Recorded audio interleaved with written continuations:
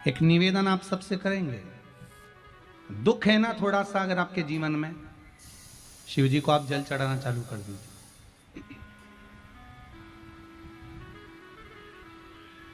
शंकर भगवान को आप जल चढ़ाना प्रारंभ कर दो। अगर दुख है ना जीवन में, शिव जी को जल चढ़ाना प्रारंभ कर दो।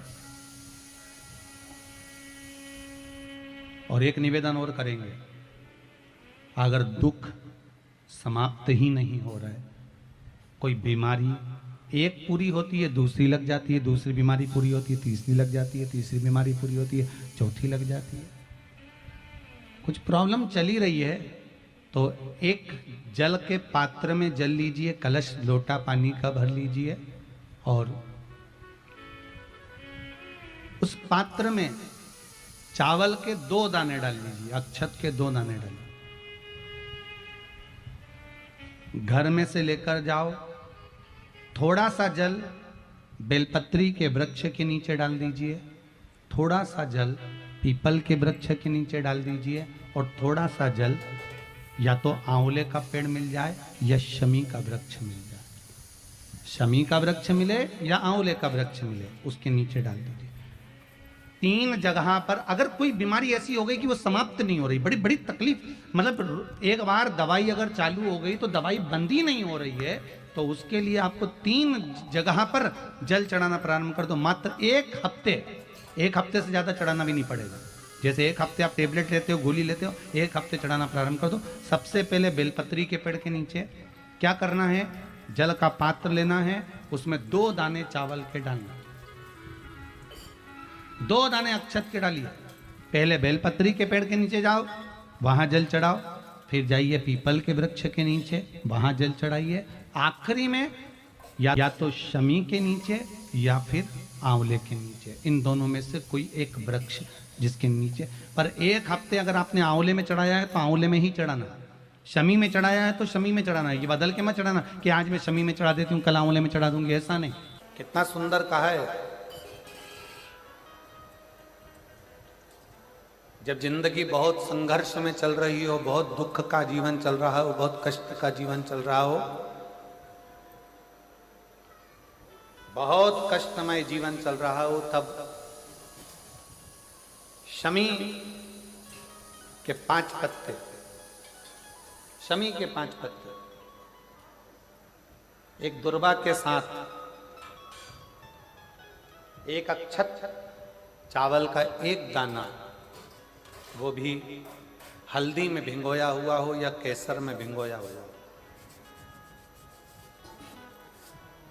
शमी पत्र 5, 1 दुर्वा, 1 चावल का दाना, जो दिल से हृदय से बेलपत्री के वृक्ष के नीचे पार्थिव लिंग का निर्माण कर कर, मट्टी का शिवलिंग बनाकर, प्रदोष काल में मतलब शाम के समय पर शिवलिंग बनाकर उस पे जल चढ़ाकर, जो ये 5 शमी का पत्र, 1 दुर्वा और 1 चावल का दाना, अपनी कामना कर कर, जो दुख चल रहा है बाबा से विनय कर कर 1-1 पत्ता जब समर्पित कर दे, फिर 1 दुर्वा समर्पित कर दे, फिर 1 चावल का दाना समर्पित कर दे और बाबा का वहीं पर पुनः विसर्जन कर दे, 3 महीना तो जाने दो, 15 दिन के अंदर वो दुख कटता जरूर है, चाहे कोई भी दुख, किसी भी तरह का दुख क्यों नहीं। 1 बेलपत्र के वृक्ष की परिक्रमा करने वाले को हजारों अश्वमेध यज्ञ का फल प्राप्त हो जाता है, हजारों अश्वमेध यज्ञ का फल प्राप्त हो जाता है। उसी तरह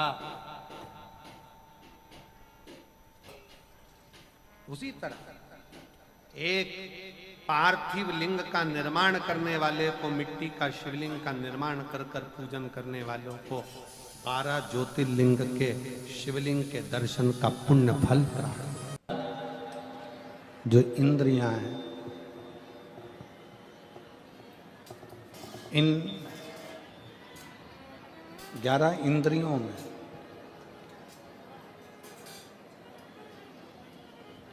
केवल एक भगवान शिव की अविरल भक्ति धारण करने के लिए ये इंद्रियां आप और हमको मिली, चाहे वो ज्ञान इंद्री हो, चाहे वो कर्म इंद्री हो, चाहे वो मन। कोई कह रहा था कि गुरुजी, शंकर जी के मंदिर में जाने से, भगवान शंकर के मंदिर में पहुंचने से, जाने से क्या हमारा दुख कट जाता है? किसी ने पूछा कि शिव मंदिर में जाने से क्या हमारा दुख कट जाता है? शिव महापुराण में षडानंद कार्तिकेय और भगवान श्री गणेश जी का एक संवाद है। श्री गणेश जी महाराज कार्तिकेय बाबा से एक प्रश्न कर दिए। कार्तिकेय बाबा गणेश जी के प्रश्न को सुनकर, गणेश जी के संवाद को सुनकर तुरंत उत्तर देते हैं। भगवान कार्तिकेय जी के सम्मुख में गणेश जी महाराज का एक सुंदर सा संवाद है, बड़ा सुंदर सा, कि मान लो हमने सुना है कि गणेश जी कह रहे हैं कार्तिकेय जी से कि कोई शिवालय में जाए तब उसका दुख कटता है, कोई शिव जी के मंदिर पहुँचे तब उसका दुख कटता है, कोई शंकर भगवान की चौखट पर जाए, भगवान शंकर के द्वार पर जाए तब दुख कटता है।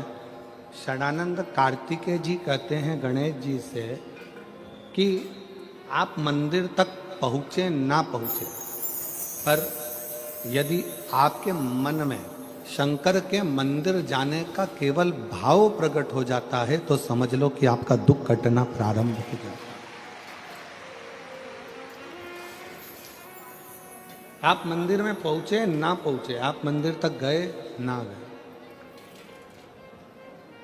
आप शिव मंदिर तक पहुंचे कि ना पहुंचे वो मूल है, पर आपके मन में जब, जिस समय पर आपके मन में भाव प्रकट हो जाता है, जिस समय पर आपके मन में ये उत्पन्न हो जाता है कि मुझे शंकर के मंदिर में जाकर एक लोटा जल चढ़ाना, मुझे शिव जी की चौखट तक जाना, जैसे हमारे मन में जब भाव उत्पन्न होता है, हमारे मन में कोई भगवान की अविरल भक्ति का, दर्शन का, पूजन का, जल का, कथा का जब भाव उत्पन्न होता है तो उसको पूर्ण करने वाले आप नहीं होते, उसको पूर्ण करने वाला तो देवाधिदेव महादेव स्वयं होता है। आपकी कामना क्या है?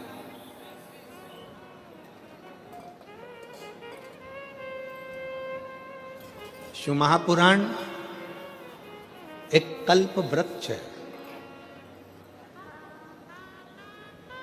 कल्प वृक्ष का मतलब क्या होता है? जिसके नीचे बैठकर जो कामना करी जाए वो पूर्ण होती है।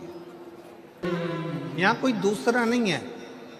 शिव महापुराण पंडाल, शिव महापुराण जिस भूमि पर होता है 7 दिन वो भूमि तुम पंडाल में जगह नहीं मिले, हमने पहले भी कथाओं में कहा, अपने साथ में लेकर चला करो एक छाता, 2 पानी की बोतल, एक बिछाने का और एक ओढ़ने का।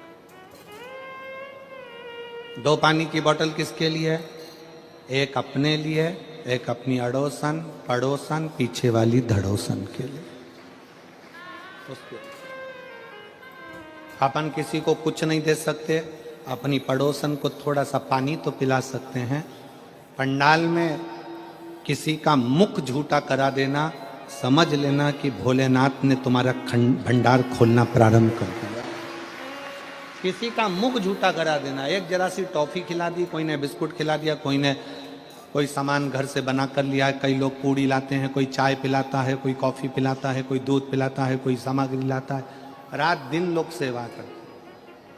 ये शिव महापुराण का पंडाल नहीं, ये कुबेरेश्वर बाबा का कल्प वृक्ष है, जिस वृक्ष के नीचे बैठकर जो मांगा जाता है वो प्राप्त हो जाए, वो प्राप्त हो। आप सब बैठकर जो भगवान शंकर की अविरल भक्ति करते हो, भजन करते हो, स्मरण करते हो, कीर्तन करते हो, ये उसका रास्ता। किस रूप में शिव यहाँ आते हैं, किस रूप में भोलेनाथ यहाँ बैठकर कथा का रस तत्व ग्रहण करते हैं, किस रूप में भगवान शंकर कथा का वाचन करते हैं, किस रूप में भगवान शंकर कथा करवाते हैं, ये वही जान सकते। शिव कथा कर रही है। कनक कुंडला, रत्नभद्र, यक्ष दोनों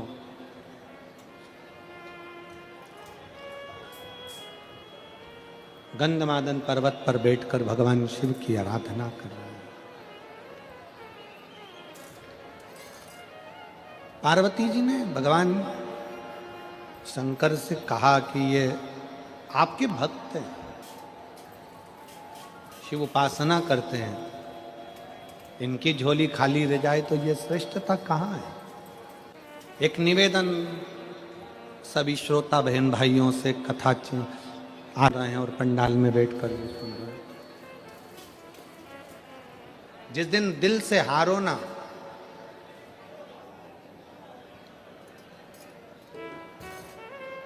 थोड़ी तकलीफों में अगर घिर जाओ, तकलीफें आ जाए, कष्ट आ जाए, तकलीफें जिस दिन तुम्हारे भीतर बहुत ज्यादा मात्रा में आ जाए, उस दिन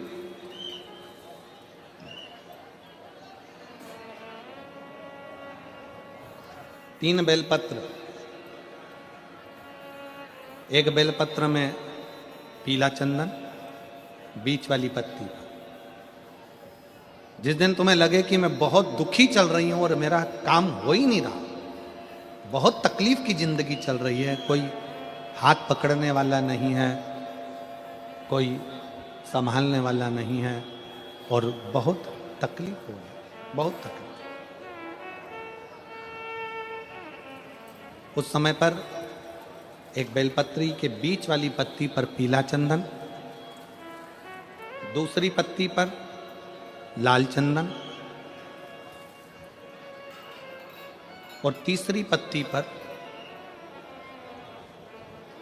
11 चावल गीले, पानी में उसको थोड़ा सा भिगो लें या धो लें, 11 चावल गीले शिव जी की उस पत्ती पर रखी। सबसे पहला पीला चंदन का बेलपत्र, दूसरे नंबर पर लाल चंदन का बेलपत्र, तीसरे नंबर पर जो 11 चावल आपने धोकर रखे हैं वो हाथ की हथेली में रखना है और हाथ की हथेली में रखकर अपनी कामना कर कर भगवान शंकर से विनय कर कर पंचाक्षर मंत्र नमः शिवाय या षडाक्षर मंत्र ओम नमः शिवाय या श्री शिवाय नमस्तुभ्यम बोलकर उस बेलपत्र पर सीधे हाथ में रखकर उल्टे हाथ का स्पर्श कर कर बाबा से अपने मन के भाव कहकर शंकर के शिवलिंग पर उसे समर्पित कर दीजिए। एक ही लोटा जल, जहां से जल बहता है अशोक सुंदरी वाली जगह, एक ही लोटा जल जहां से जल बहता है उस जल बहने वाली जगह पर 3 बार उस जल को अपनी कामना कर कर श्री शिवाय नमस्तुभ्यम या पंचाक्षर मंत्र या षडाक्षर मंत्र बोलकर 3 बार उस स्थान पर गिरा दीजिए। गिराने के बाद में बाबा से विनय कर कर अक्षत वाली जो बेलपत्र है, एक बेलपत्र और एक अक्षत उसमें से अपने लिए लेकर आ जाओ। उसको 2 महीना 3 महीना अपने घर में रखिए। जितना भी दुख है धीरे धीरे बाबा समाप्त कर कर खुशियां घर में लेकर आता ही है। दुख समाप्त होगा, खुशियां घर में आएगी जरूर।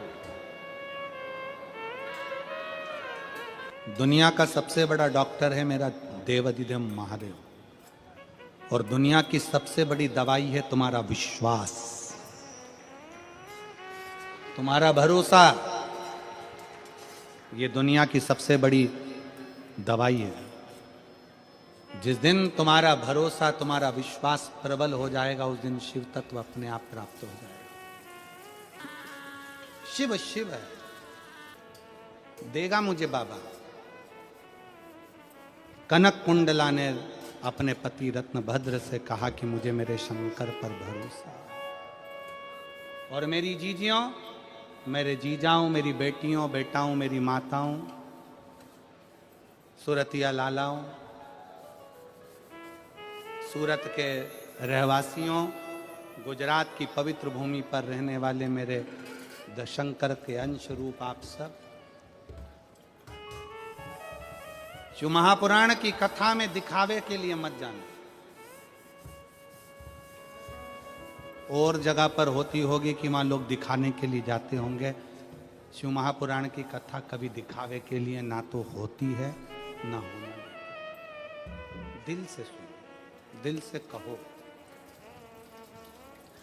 दिल से सुनो और दिल से कहो। जब आप दिल से सुनोगे और दिल से कहोगे तो वो सुनेगा। कैसे ना सुने?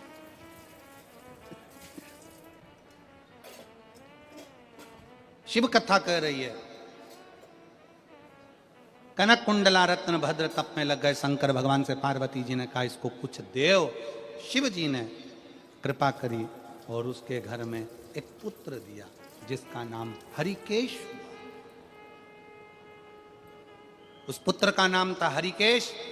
हरिकेश बाल्यवस्था से भगवान शंकर की भक्ति में लग गया, भगवान शंकर की आराधना में लग गया। मिट्टी इकट्ठी करना, लिंग बनाना, पूजन करना, आराधना करना, ये हमारे घर के बच्चों के संस्कार।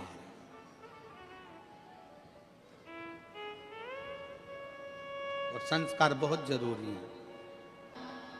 शिव महापुराण की कथा कहती है बेटा एक कुल को तारता है और बेटी दो कुल को तारती है। बेटी जन्म ले तो गौरान्वित होई है। बेटी जन्म ले तो गौरान्वित हुई है, बेटी दो कुल को तारती। शंकर जी के किसी धाम में 12 ज्योतिर्लिंग में, शंकर जी के किसी ज्योतिर्लिंग में, भगवान शंकर के धाम में अगर कभी एक रात्रि रुकने का भी मन हो जाए और आपका कहीं पुण्य प्रबल हो जाए कि मैं शंकर के चौखट पर जाकर एक रात्रि विश्राम करूं। जैसे जैसे उस बहन ने ये पत्र में इस बहन ने लिखा कि 6 साल से बेटा पड़ा हुआ था और उस माँ ने लिखा कि हम सीहोर गए, वहाँ विश्राम किया, बाबा से विनय करी, निवेदन करा।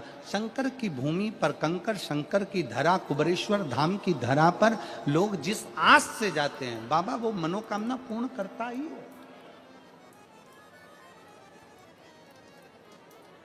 शिव देता ही। फिर मेरी जीजियों, मेरे जीजाओं, बेटियों, बेटाओं, मेरी माताओं, सती मैया ने जो गलती करी वो आप ना करिएगा।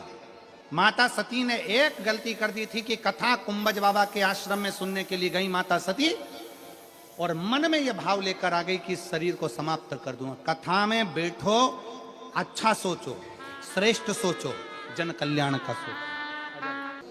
कर्मनाशा नदी प्रकट हो गई।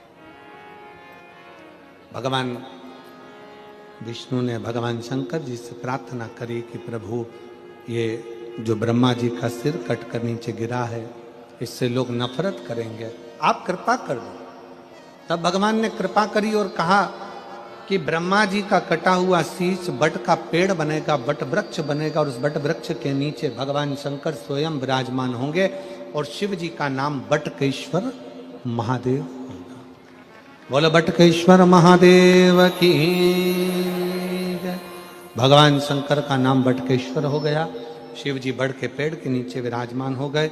शिव महापुराण की कथा कहती है कि जीवन में बटकेश्वर महादेव का स्मरण, कभी मान लो कोई पैसा लेकर चले गया, कोई तुम्हारा धन लेकर चले गया, कहीं से पैसा नहीं आ रहा है, गया हुआ धन रुक गया है, तो भगवान शंकर को एक लोटा जल बटकेश्वर महादेव के नाम से समर्पित करें। भगवान शिव जी को एक लोटा जल बटकेश्वर महादेव के नाम से समर्पित करें और उनसे प्रार्थना करें, निवेदन करें, शिव स्वीकारेगा जरूर। चढ़ाओ एक लोटा जल। कभी कभी अगर ऐसा लगे जीवन में कि दुख बहुत ज्यादा आ गया है, बहुत तकलीफ आ गई है, तो लाल चंदन को घिसकर उस लाल चंदन का लेपन भगवान शंकर पर कर कर फिर पानी चढ़ाओ। अगर कोई संकट भारी है और निकट रहा, जैसे किसी नारी का गर्भ नहीं ठहर रहा, 15 साल हो गए, 20 साल हो गए, 25 साल, जैसे इसने लिखा एक माता ने कि 18 साल की बेटी हो गई थी पर संतान में पुत्र नहीं, तो उसने भाव से कथा सुनी। ऐसे आपके भीतर अगर 20 साल हो गए, 25 साल हो गए, 30 साल हो गए, संतान का सुख ही नहीं है, लाल चंदन का लेपन बाबा भोलेनाथ पर करना प्रारंभ करो, पीठिका पर लाल चंदन का लेपन करना प्रारंभ करो, लाल चंदन से बाबा का श्रृंगार करना प्रारंभ करो। एक बेलपत्री पर लाल चंदन, दोनों पत्ती नीचे वाली, जो